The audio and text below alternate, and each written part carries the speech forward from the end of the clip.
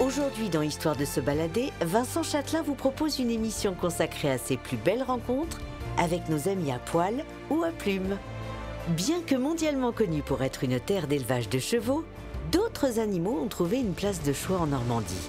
Nous commencerons notre balade par la découverte d'un sport venu tout droit des pays nordiques, le canicross, qui permet de profiter de son compagnon à quatre pattes tout en faisant de l'exercice.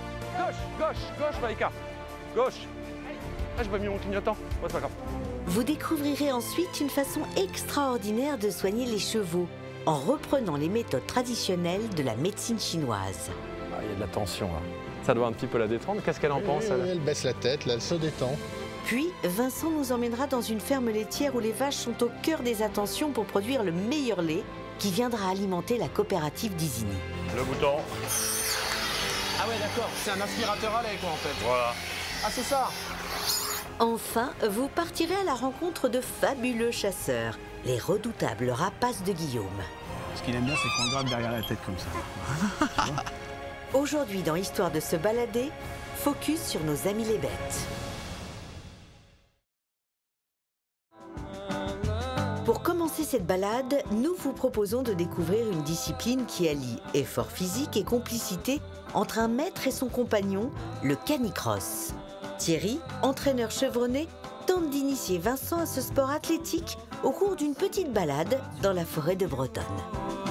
Allez ma belle, ouais. Allez, allez, oui ma belle, allez, allez, Allez, encore. Allez. allez, allez.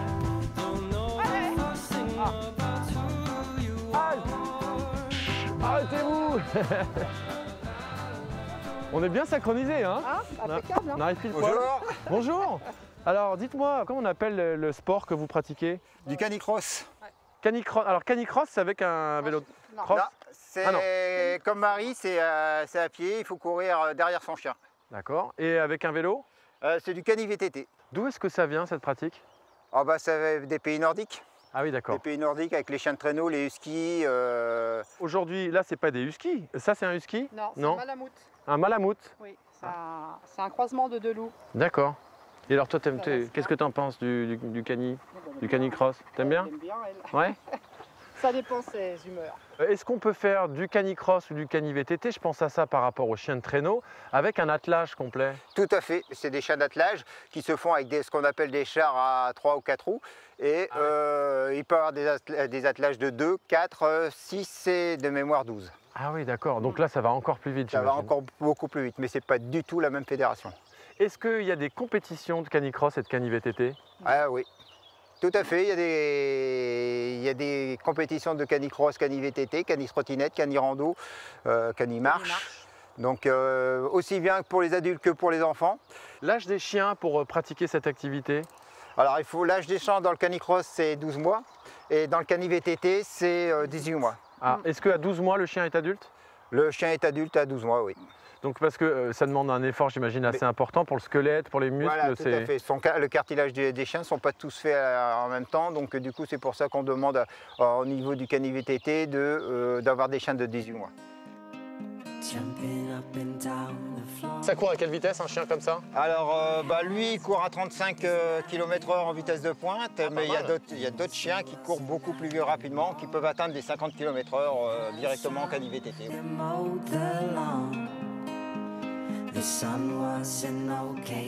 Bon bah c'est parti, je te suis. Allez, on y va. Non, tu lâches. Là je me fais tracter là.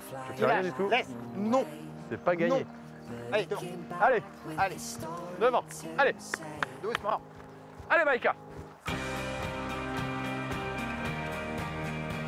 Alors justement là on voit qu'il y a un berger allemand par exemple. Quel autre type de race on pourrait avoir sur le canicross? Alors, on a des Grester sur tout ce qui est très rapide. Ouais. Et on peut avoir des caniches et des petits chiens de petits gabarits, pour vraiment du loisir, quoi. Gauche Maïka. Gauche. Allez. Ah j'ai pas mis mon clignotant. Ouais c'est pas grave. Non, devant. Devant, Gauche. devant. Gauche. Allez. Allez, devant. Ouais, là ça tire. Devant. Alors dis-moi Thierry, est-ce qu'il y a des champions de canicross en France? Tout à fait, il y a donc Anthony Lemoine qui est double champion du monde. Ah quand même. Et champion de France en cani-VTT. Ah oui, en VTT? Oui, en cani-VTT. Ah ah. Et est-ce que tu penses que je peux essayer le VTT avec un chien ou c'est trop technique pour moi? Non, on peut toujours essayer. Ça, il faut garder de l'espoir. Hein. C'est ça.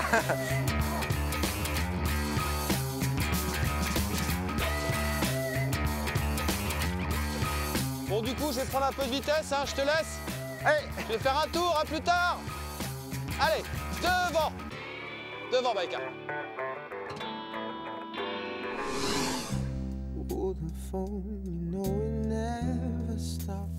Après ce grand bol d'air frais, retrouvons maintenant Vincent dans un centre de convalescence et de remise en forme pour chevaux aux méthodes peu conventionnelles. L'occasion de participer à une séance de shiatsu hors du commun. Bonjour. Bonjour Christian. Enchanté. Enchanté. Voilà. Wow. Annabelle. Salut Annabelle. La confie. Ça va? Je suis impressionné entre deux beaux chevaux comme ça. Alors dites-moi Christian, qu'est-ce que vous faites exactement ici avec les chevaux? Alors en fait ici on est un centre de convalescence et de remise en forme pour chevaux. D'accord. Où tous nos soins sont de méthode naturelle. Alors, on pratique principalement le shiatsu. Alors le shiatsu c'est du massage? Pas exactement. C'est basé sur les principes de la médecine chinoise. D'accord. Donc le shiatsu en fait, ça veut dire shiatsu c'est pression des doigts. Donc en fait c'est un rééquilibrage énergétique du corps où on va travailler sur les méridiens et points d'acupuncture. Les méridiens sont des réseaux énergétiques dans le corps et donc en fait le shiatsu c'est un rééquilibrage énergétique sur le corps de l'individu, que ce soit sur les personnes, les chiens ou les chevaux. Ça marche de la même façon.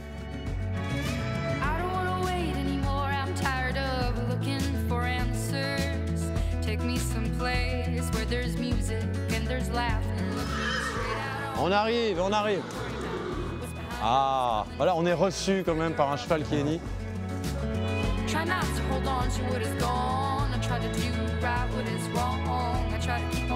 Alors, le shiatsu pour les chevaux. Donc une séance de shiatsu commence normalement pour le praticien par ce qu'on appelle une observation visuelle, c'est le début. On regarde les aplombs du cheval, on regarde si les yeux, le nez, si le cheval est en état. Et ensuite on va passer nos mains, on va faire ce qu'on appelle un effleurage, où on va passer nos mains sur l'ensemble du corps pour sentir s'il y a des zones chaudes, des zones froides, des zones tendues, des zones un petit peu creuses. C'est le scanner version main. Tout à fait. Et donc ensuite, une fois qu'on a fait l'ensemble du cheval, on commence le travail du méridien vessie. En médecine chinoise, les méridiens, ce sont les canaux énergétiques qui sont en relation avec les organes et viscères. Donc en fait, pour travailler, je vais faire des pressions avec la paume de ma main, un premier passage. Et puis, pression légère quand même. Voilà. Donc en fait, je vais adapter mes pressions en fonction du niveau énergétique des zones. Donc ensuite, je passe avec mes doigts. Et lorsque je sens des zones un petit peu tendues, je vais disperser l'énergie pour après aussi tonifier là où c'est en vide énergétique. Donc je peux vous faire un petit peu sentir, si vous voulez, le type de pression. Donc je vais tenir Annabelle comme ça. Vous allez pouvoir déjà essayer entre le méridien vessie de faire une petite pression. Donc en fait, en shiatsu, on travaille surtout, il n'y a pas de force, hein, comme on disait tout à l'heure, c'est très sensible, il ne faut pas oublier qu'un cheval sent une mouche se poser n'importe où sur son corps. Donc il n'y a pas besoin d'appuyer fort, c'est la pulpe des doigts qui appuie. Hein, donc en fait, il y a une pression, voilà, comme ça, on relâche, on expire, on relâche. Et lorsqu'on sent des zones un petit peu tendues, là par exemple, on met de l'énergie, hein, parce que là il y a de la masse, on peut mettre du rythme. Ouais. Même un peu plus de rythme encore, voilà, et on évite bien les zones osseuses surtout. Donc il existe différentes techniques hein, de percussion, de massage, donc là, qui permettent de faire un relâchement musculaire, en plus du travail énergétique. Alors en fait, ce qui est étonnant, c'est que malgré le volume des muscles, qui sont quand même énormes hein, par rapport à un être humain, on ressent des crispations, des tensions, des nœuds qui sont minuscules. Il y a un muscle où on sent que il y a de la tension là. Bon, cela dit, comme je ne sais pas si ça a fonctionné, mais ça doit un petit peu la détendre. Qu'est-ce qu'elle en pense Oui, elle baisse la tête, là, elle se détend.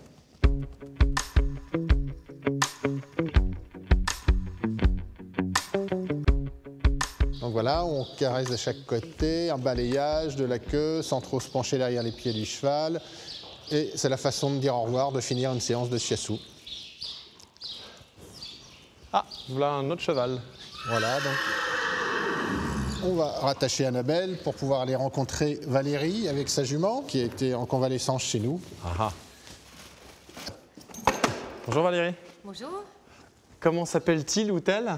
C'est une demoiselle, elle s'appelle Miss Chocolat. Salut Miss Chocolat. Alors du coup, qu'est-ce qui lui est arrivé à Miss Chocolat? Pourquoi elle a atterri ici? Alors, Miss Chocolat a eu un accident.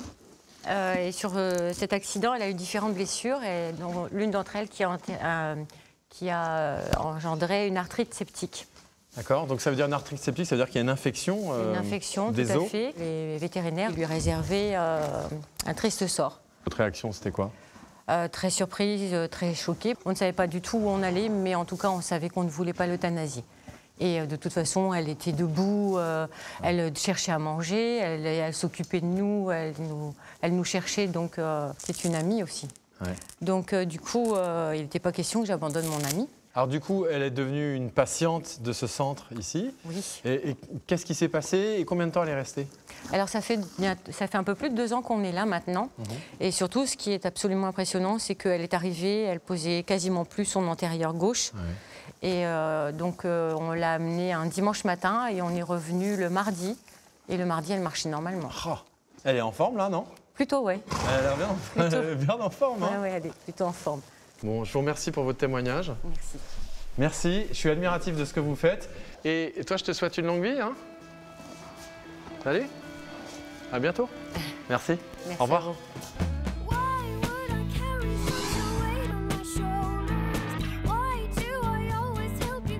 Partons maintenant chez un producteur de lait pour découvrir celles qui font la renommée de la coopérative d'Isigny.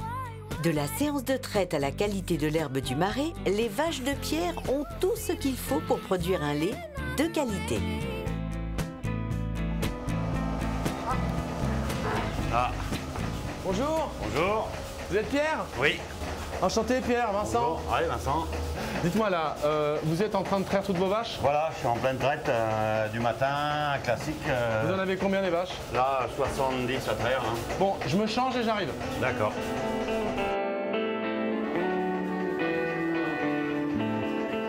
Mais en fait, une vache, tout le monde connaît les vaches, mais malgré tout, quand on est à côté d'une vache, ça reste impressionnant, je trouve. C'est quand même un animal là, qui fait presque 800 kilos. Il y a quelque chose d'imposant. Hein. Et plus elle est grosse, plus elle est lourde, plus elle produit de lait ou pas? Ça dépend, ça n'a pas de rapport de cause à effet. Alors au boulot, c'est parti. Donc là, on les plug. Faut les brancher. Non, mais non, nettoyage obligatoire. Un nettoyage obligatoire. Allez, à la douche les filles. Toujours le derrière de la mamelle, parce que par devant, coup de pied en venant. Donc là, maintenant, tu vas t'exécuter à la machine. À la machine, voilà. Voilà, alors tu la prends là, vas-y. Ok, je la prends là. Une seule main là, pouce. Le pouce. Voilà. Allez, Ok.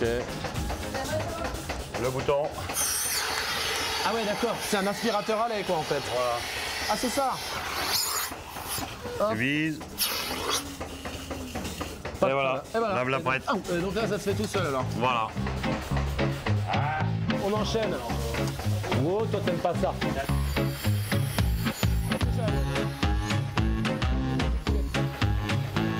C'est quand même un métier dangereux, non?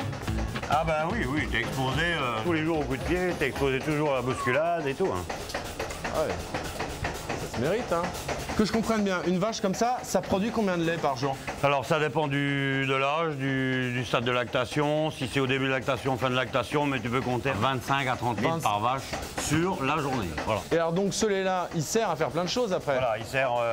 alors nous on est en région d'AOP, donc il sert à la production de camembert, beurre, c'est le travail de la coopérative ça. Et alors, ces vaches-là, il y a une période particulière où elles produisent plus de lait ou pas? Il y a une période particulière, ils n'en produisent pas du tout. Ah.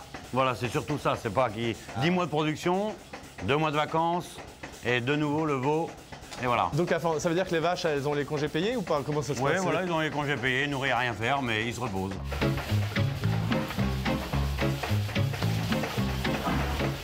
Ça, c'est la traite manuelle, quoi. Voilà, la traite manuelle. Allez, Ça se fait vas-y. plus, ça. Ça se fait plus beaucoup, non. Et là, ça lui fait pas mal. Non, non, pas du tout. Ah ouais, il y en a du lait. Ah oui, il y en a Et plein. juste pour voir. Attends, je vais t'en mettre. Ah, faut le savoir viser, hein. En fait, c'est encore meilleur quand ça sort de la vache, comme ça. Effectivement, il est à 38 et demi, voilà. De la productrice au consommateur, Voilà. en direct. Voilà, bon, c'est pas grave, hein. Pierre, du coup, en fait, là, il faut combien de temps pour pouvoir traire une vache en mécanique comme ça? En mécanique comme ça, on compte à peu près 1 minute 15 par vache. Bon, en 1h30, la traite est faite pour les 70 vaches. Ce que je te propose, c'est d'aller voir les veaux. Ah bah ouais, ok. Ici, on a trié un peu de lait pour les nourrir, donc on y va. Allez, c'est parti. Voilà. Faut se dépêcher, là, pour donner à manger. Bah, faut pas que tu perdes de temps, hein. Après la traite, faut aller au veau si tu dois donner du lait chaud et puis du Ah, lait. c'est chaud, ouais. Et on y va. Bon. Ah, Alors, les petits veaux. Voilà, on va soigner les veaux là. Et par contre, voilà, faut pas perdre de temps parce que le lait est refroidi et pour la bonne digestion du lait, l'idéal c'est de le donner à température, quoi. À 38,5. Attention, c'est parti, c'est la tourne, c'est ma tournée. Voilà. T'en mets très peu. Très peu. Non, non, non, mais pas dedans, toi. Pas dedans, j'ai dit. Laisse-moi verser d'abord. Voilà. Allez, allez, allez. Pas d'impatience, je sais que c'est bon. Toi, t'avais faim, j'ai senti. Ah, ma main. Oh, oh. Ah, c'est marrant parce qu'en fait, là, c'est comme si elle tétait. C'est la Ah bah oui. reproduction. Ah oui. Et c'est assez puissant comme on sent le haut du palais qui est râpeux, qui est tout strié sous le doigt. Il n'y a pas de dents, il n'y a aucune dent encore. En bas. En bas, mais on les sent pas trop. Non. Je peux récupérer mon sein ou pas? Oui, tu peux. Merci, voilà. Eh ben voilà, ça c'est de la mamelle. Bon, ben, je te propose d'aller dans le marais voir l'herbe qui nous permet de faire du lait de qualité Ok. tout au long de la saison. Allez. C'est parti.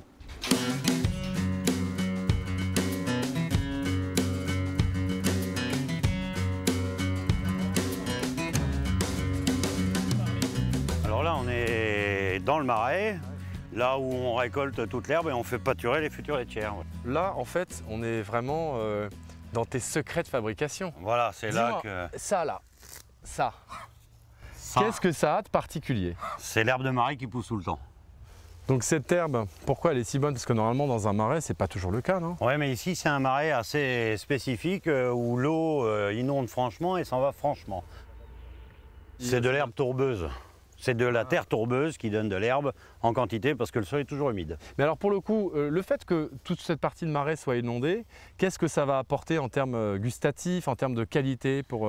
Ça apporte des oligo-éléments, tous les nutriments qui sont transportés par l'eau, sont déposés sur le terrain et fait pousser l'herbe en quantité. Est-ce que Voilà. ça veut dire que ces oligo-éléments vont être transférés dans le lait de la vache ou pas?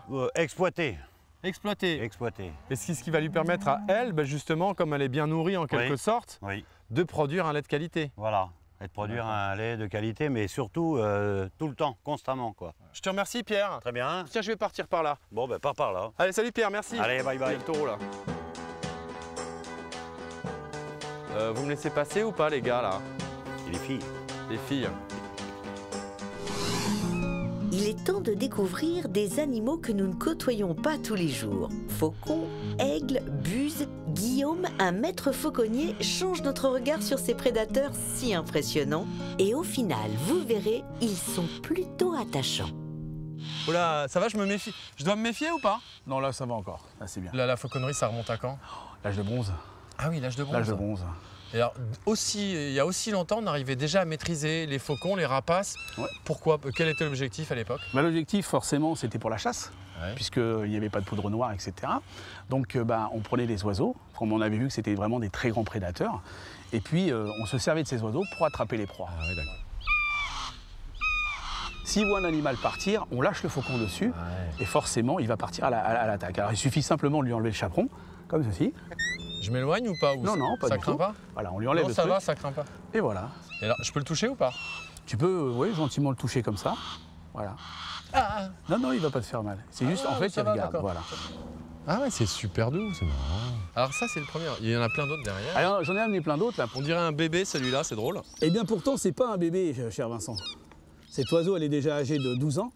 C'est ce qu'on appelle un petit faucon cresserelle. Ah, d'accord. Voilà. Est-ce qu'il a été utilisé au Moyen-Âge ou à une autre période pour la chasse aussi, parce qu'il paraît petit par rapport aux autres? Eh bien alors, Peut-être moins forcément, il y avait des catégories pour la chasse. On avait des catégories, c'est-à-dire que, par exemple, le faucon était réservé aux seigneurs. Ah, Juste les seigneurs avaient le droit de chasser avec un l'animal faucon. noble, quoi. C'était l'animal noble. Comme on peut le voir là-bas, l'aigle, lui, était réservé aux rois et aux empereurs. Ah, d'accord. Voilà. Le faucon cresserelle était pour les dames. Ah, Les dames allaient chasser entre elles, elles allaient chasser la grive. C'était plus un amusement que de la chasse. Ah oui, Voilà. d'accord. Mais la grive était un mets très recherché à l'époque médiévale.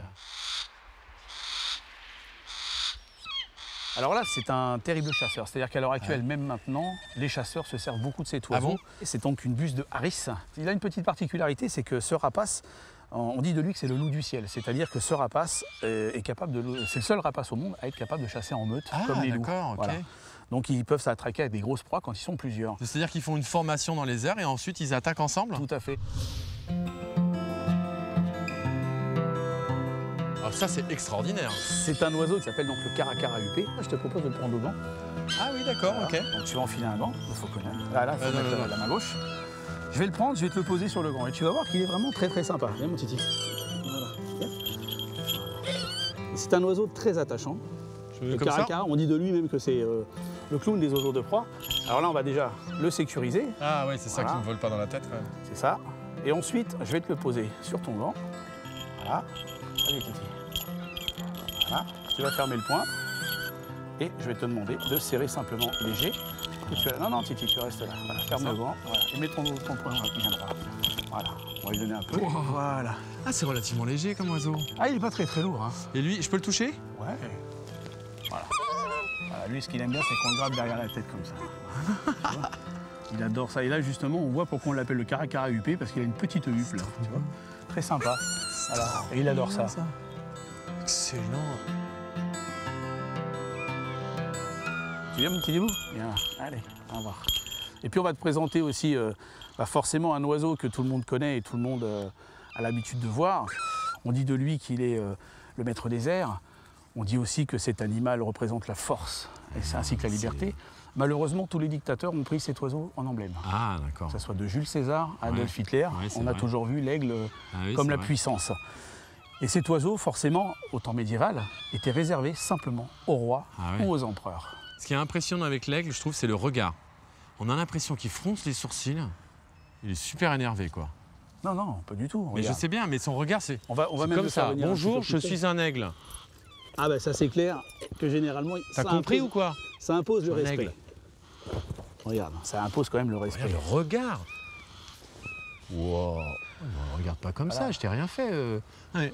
Là par contre, tu es en train de le défier. C'est-à-dire que les aigles détestent qu'on les regarde dans les yeux. Ah, c'est vrai, pourtant. Ah oui. Voilà. Parce que pour lui, il va sentir que c'est une agression. Et comme tu peux Attends. le voir, sa crête est en train de gonfler. Là, il s'est dit, Vincent veut m'agresser. Voilà. Histoire de se balader, c'est fini. À bientôt. Non, non, là, Ah, tu mec, crains rien. Il est vraiment C'est très, très hyper gentil. impressionnant. Comme Est-ce tu que je peux peux le voir. toucher ou pas? On va essayer. Tu peux essayer de faire gentiment ça. Alors attention à tes doigts quand même. Hein. Voilà. Doucement, Lolo. Doucement. Doucement. Doucement. Voilà. Doucement. Doucement. Doucement. Voilà. Alors c'est bien sûr, ce sont des animaux qui n'aiment pas être trop caressés, Ouais, ouais, hein, c'est pour parce que ça déjà que- dans la nature, ils ne se caressent pas entre eux. Bien sûr. Les oiseaux se caressent pas jamais non, entre eux. jamais, jamais du tout. Hein. Ah ouais, d'accord. Il faut savoir que même dans un triste, couple, la vie d'un très très oiseau. spécial hein, quand même. Hein. Dans le couple d'un rapace, c'est très spécial. C'est la femelle qui choisit le mâle. Ouais. Surtout en captivité, si le mâle ne plaît pas à la femelle, elle le tue, elle le mange. Hein. Ah ouais, d'accord, comme les montres religieuses, Il n'y quoi. a pas de sentiment. Ah, ouais, ouais. Les femelles sont plus puissantes. Il faut savoir que les Ah, femelles d'accord. sont beaucoup plus grosses, on les appelle les formes. Les mâles, on les appelle les tiercelés. Pourquoi tiercelés? Tous les mâles chez les rapaces font un tiers de moins que les femelles. Et en fait, Hitchcock, le film Les oiseaux, Ouais. c'est des corbeaux? Les corbeaux, je m'en il y a des souviens corbeaux, plus. il y a des goélands et ça. Et voilà. Donc là, on a un grand corbeau des montagnes. Waouh, c'est beau. Donc là, c'est une toute petite. Ah, c'est un peu bleu argenté. C'est un peu C'est bleu, argenté, le reflet, oui, c'est tout marrant. À fait, oui. Tout à fait. Là, ce qu'on voit généralement dans les champs, c'est surtout des corneilles ou des freux. Ouais. Voilà. Le grand corbeau comme ça, généralement, c'est des oiseaux qu'on trouve très difficilement dans les... Tu veux bien arrêter de me faire du mal. Mais là, en fait, il se prend pour Woody Woodpecker. Ça, là, a bien compris que si elle faisait ça en esquintant le gant, elle va avoir à manger pour éviter justement qu'elle me défonce le gant. Ah, d'accord. Voilà. Tu veux bien arrêter? Dis, oh. Comment elle Eh, s'appelle? eh. Elle s'appelle Nala. Nala, Nala, s'il te plaît, tranquille. Comme c'est encore un bébé, Là, elle s'amuse de tout. Voilà. C'est très intelligent. Très intelligent. Si on se replace dans l'époque du Moyen-Âge, celui-là, il était chassé. On disait plutôt que c'était l'oiseau des sorcières, hein, l'oiseau de mauvais augure. Voilà. Ah, oui. Volume sonore. C'est un truc de dingue. C'est déjà la fin de cette émission consacrée à nos amis les bêtes. Qu'ils soient au-dessus de nos têtes, dans les prairies normandes ou à nos côtés, les animaux n'ont pas fini de nous faire craquer. À très vite pour de nouvelles aventures d'histoires de se balader.